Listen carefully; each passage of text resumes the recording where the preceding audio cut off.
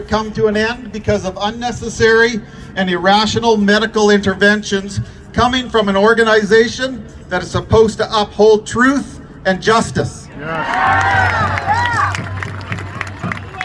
I cannot help but wonder, do they see that it is not honorable to suspend, fire, and demonize dedicated men and women because they do not want to participate in a faulty testing program or experimental vaccine mandate? The police service I joined 24 years ago is not the one I resigned from one short month ago. That proved to be true as I watched the unfair and embarrassing treatment of Pastor Arthur and Jesse Johnson by the CPS. Tim Stevens too. That unfolded live on social media and it was disgusting. Pastor Arthur and Jesse, as a former police officer, as a police officer, I have always respected those Canadians that want to stand up to support the right to free speech. I also support your right to peaceful protest. Your right to run a business, and your right to stand up for your freedom and the freedom of your families.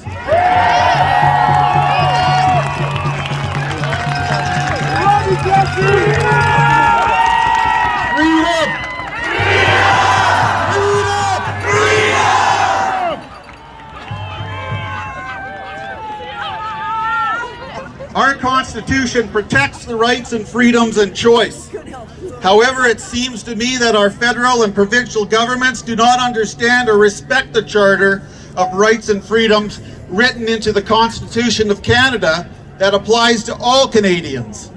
The Constitution is the supreme law.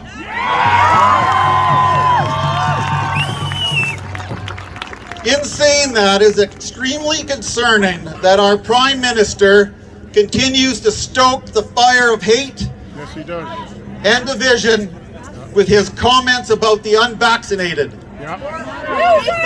What responsible and ethical leader says they take up some space? Or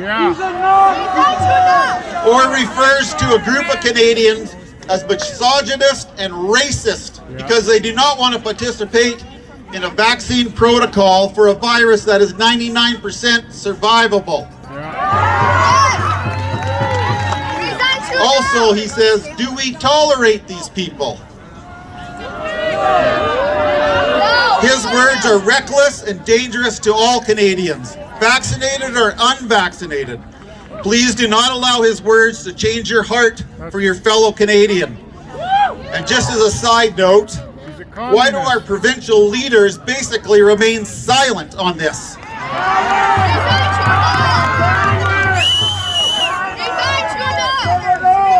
So what can we do practically to change this mess? First, I know that I'm preaching to the choir here.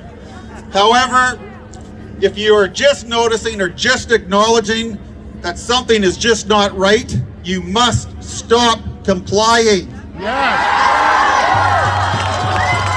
There's no other way to say it. Stop getting tested. Stop wearing your mask.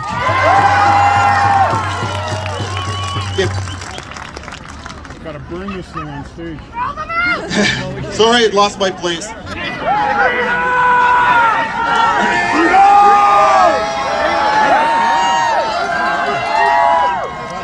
And say no to the vaccine if you do not want it. The vaccine is not protecting you or others. A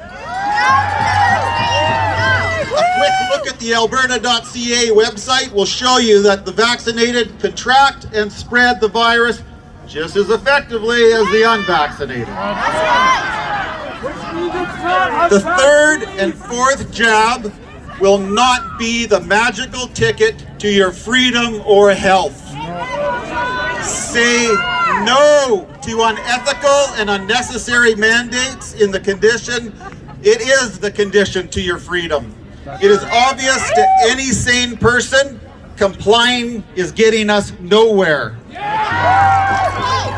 Sheeple. Second, please write and call and meet with your MLA, MPP if you're from Ontario, and provincial and federal governments to end COVID-19. The more you do that, the better.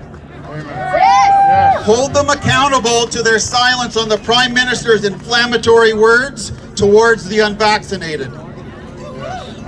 They also need to know that they will not get your vote in the next election if this nonsense of vaccine passports, lack of protection from coercion, and lockdowns continue. Very important.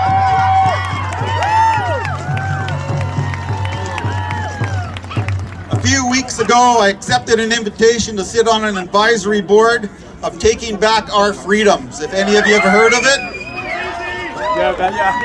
If you don't know how to contact a local government or your MLA, join tbof.ca, where you can meet, find, and email them. It's an honor that statesman Brian Petford is the chairman of TBOF. And any of you that know him, he is the last living First Minister that helped negotiate and sign the Constitution of Canada to include the Canadian Charter of Rights and Freedoms. If anybody knows the Charter of Rights and Freedoms, it's this man. He knows. Also, I'm also a member and sit on the board of frontlineforfreedom.com. For those that know that, it's an organization that's available for all frontline workers for support. It has a charitable arm for practical resources for those who are struggling. Please reach out. Third, keep going to these rallies. Yes. It doesn't matter if it's cold. Keep coming out. It's important for people to see. Yes. All these people in these buildings are watching. Let them watch. This is freedom.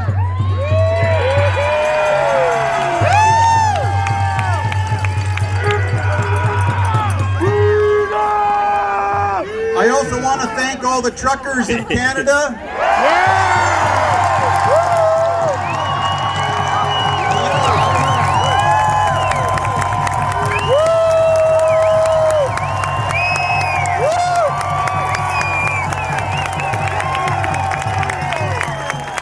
They have my respect. Their sacrifice is monumental. Unbelievable. I'm wrapping it up quickly here. I wish that I could find a quick fix for this disaster, but there is not. This is a long game that we've been playing, and a year from today, things may be better or they might be worse. It all depends on our choices today. Yes. You have to make personal and financial sacrifices, especially if you're one of those that is going to lose your job for not complying. If you have dependent children, you already know the fight and sacrifices that you need to make to protect them. Parents, do not let your rights, do not let right to make medical choices for your kids be hijacked by the government or the public school board. Be brave and consistent. Now, for all the CPS out there, listen up. This is for you. I want to speak directly to the CPS, both all the constables and sergeants here, and also for the executive leadership team that is listening, Chief Mark Neufeld.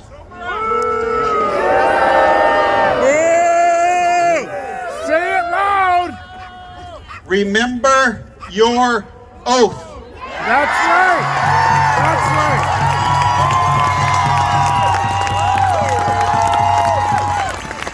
It's not good enough to say, I'm just following orders. Historically, just following orders has been an excuse for good people to turn their backs on what they know is right. That's right. Stand up. Stand up! It didn't happen well for for people in the 30s and the 40s, and it's not going to go well today. Again, just want to let the chief know, and the constables and sergeants and everyone here, CPS has core values, and here they are. Respect, honesty, compassion, courage. Courage to stand up for what is right, even though it might be hard. Fairness, accountability, and integrity. Yes! As a member of the CPS, ask yourself, do you act by these values, or are they simply words on a page?